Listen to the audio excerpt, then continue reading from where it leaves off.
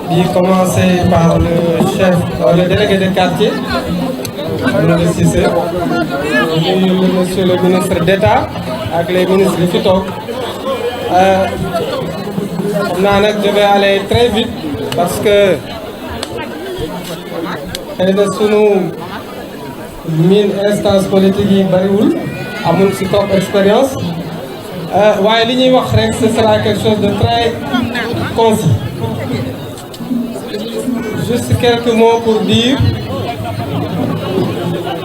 que li ñu indi fii tey dañu ñëw pour def un petit témoignage si nomination bi nga xamee ni monsieur le chef de l'État le président de la République Macky Sall def na ko si biir Thiès te ñun ñi ay Thiès waa yoo xamee ni Thiès moo ñu gënal lépp suñu gisee le président de la République jël le ministère de souveraineté le ministre des forces armées mu nekk un Thiessois le ministre du commerce mon homonyme nekk un Thiessois. À côté des forces armées et du commerce, le président de la République rajoute une dame pour lui confier la bonne gouvernance et la protection de l'enfance. Cela fait 4 secteurs stratégiques dans ce pays-là. foog naa réew amul lu ëpp kaaraange amul lu ëpp koom-koom waaye it xam nañu président ni mu bàyyee xel xale yi ak gouvernance maanaam jubal. Madame Ndeye Ramatoulaye Gueye, qui a été récemment nommée ministre par le président, moom it mu dellu jëlaat 2 directeurs stratégiques, le directeur de la bonne gouvernance nekk fii di Cheikh Fall Mbaye nekk moom tamit un Thiessois. Madame Ramatoulaye jëlaat un autre directeur en ma personne daal di ñuy confier la protection de l'enfance. Loolu foog naa le président a beaucoup fait pour Thiès. Je parle également sur le contrôle des cadres du parti qui sont là accompagner leurs sœurs. Je les salue au passage. di nuyuwaale it Marème Diop moom bokk na si ñi nga xamee ne jàpp nañ suñu loxo pour ñu ñëw jàpp si waaye li ma doon wax rek pour aller très vite sur les réalisations yi ñuy def si biir Thiès ñun li ñu amal solo mooy njëriñ bi Thiès di jëriñu si politique bu président. Yàlla def na les bourses familiales yi la délégué de quartier wax léegi. Ces bourses familiales, l'opérateur social bi koy mettre en œuvre dans toute la région de Thiès, j'ai été à la tête pendant 3 ans. Donc su ñuy wax ci bourse familiale à Thiès dinaay déglu waaye man maa mën a apprécier li président def dans les familles à Thiès. Quand je quittais l'opérateur social à la tête d'une équipe d'experts ñu ngi fii toog ñu conduire ce projet. Thiès bénéficie actuellement de 31 000 familles bénéficiaires de bourses de sécurité familiale. 31 000. Je pourrais vous donner les détails région par région, commune par commune, quartier par quartier. Le fichier est disponible.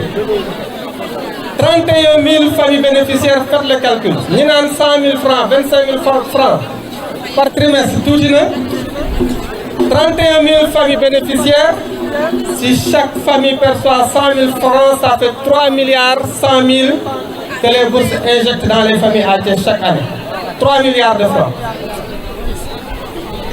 Dans la commune nord, il y a 1186 familles bénéficiaires de bourses. Dans la commune. Et les statistiques sont disponibles dans les 49 communes de la région de Thiès.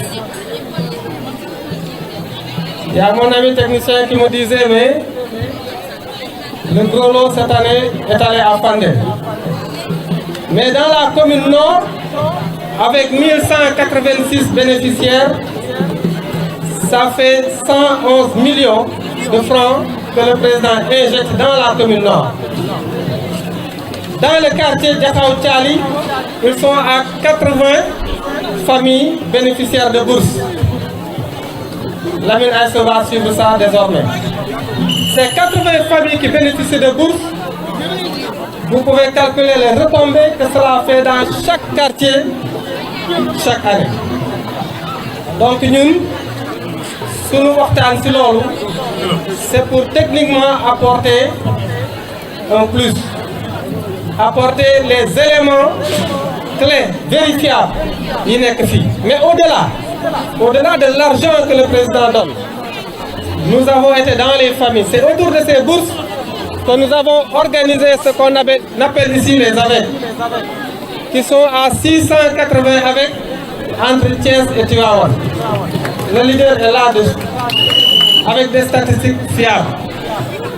Les bourses de sécurité familiale, nous avons proposé au ministère qui s'occupe de cela de faire en sorte que tous ces bénéficiaires puissent avoir des activités génératrices de revenus.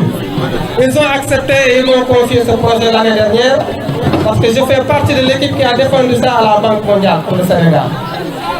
Et il y a eu un résultat très positif. Le projet Yoko-Kom-Kom qui est en train de se dérouler, la phase test se déroule à Tivaouane et c'est à Thiès, effectivement. Donc nous avons besoin de cela pour dire que ce que le président est en train de faire à Thiès, nous pouvons le défendre partout. Des statistiques à l'appui. Mais pour terminer, nous avons pensé qu'il faudrait, au-delà des chiffres, voir l'impact du Khalis Bobo Amsi Keri. Nous avons fait des reportages famille par famille. Les 31 000 familles, pour chaque famille, nous avons un travail social qui va dans les familles. Nous avons un répertoire que nous appelons carte familiale, ce sont nos outils stratégiques, où nous avons listé tous les enfants qui sont dans les 31 000 familles. C'est pourquoi, car notre sœur Ramatoulaye est pleine de vertus, est venue nous tirer de là. Elle a dit, ah, moi je suis dans ça à Thiès depuis 20 ans. Donc qu'elle nous apporte dans une autre station à Thiès. Et je l'ai dit tout à l'heure, quand le président donne des ministères à Thiès, Augustin, Alunsar, Ramatoulaye, et que nous choisir des directeurs techniques à Thiès, dont moi-même, Amadou Noulaye pour Thiès. Il faut qu'on se batte à côté du président de la République pour Thiès. Ceux qui me connaissent, on a un discours vite mais je demeure un homme de conviction. J'ai été là depuis 20 ans.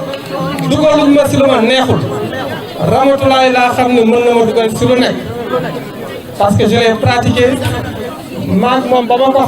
Ça fait 30 ans. Ramatoulaye, je la connais maintenant depuis 30 ans. Donc, je sais quelle sorte de dame elle est. L'homme le plus renseigné du pays, qui rend le plus soxal, qui a des informations qui kenn amul, moi xam lu tax mu tan Ramatoulaye Gueye pour confier ko l'homme. Ne contestons pas le choix du président de la République. Parce que nous devons donc si le président Macky Sall le fait, je suis le premier à confirmer le choix du président de la République sur la personne de Ramatoulaye Gueye. Donc c'est mon message pour dire que je m'engage à côté de cette famille, de ma soeur Seynabou Ndiéguène qui est là, moi je suis donc nous parlons de parce que politiquement je suis encore à former.